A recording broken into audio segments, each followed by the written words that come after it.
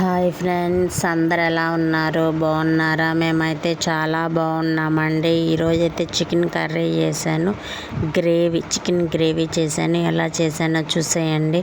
First అయితే oil వేసుకున్నాను, తిరమాత గింజలు అయితే వేసేసాను, ఆనియన్స్ వేసాను, తర్వాత అయితే టమాటాలు అయితే వేసేసాను, అల్లం పేస్ట్ వేసేసాను.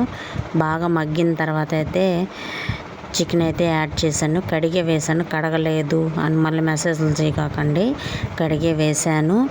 చూడండి, పసుపు అయితే వేసాను, కారం అయితే వేసాను.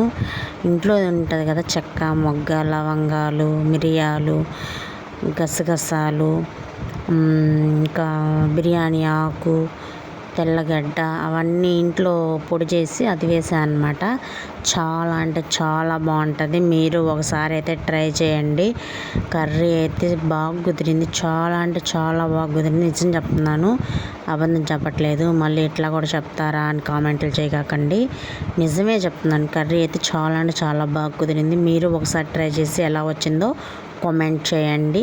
కొత్తగా మన ఛానల్ చూసేవాళ్ళు సబ్స్క్రైబ్ చేసుకోండి. ఇక్కడ చూడండి, నేను గ్రేవీ చూపిస్తున్నాను కదా, తర్వాత ఇంకా చిక్కబడింది, లాస్ట్లో చూపిస్తాను చూడండి. అసలు ఎంత బాగా కుదిరిందంటే అంత బాగా కుదిరింది. చాలా అంటే చాలా బాగుంది.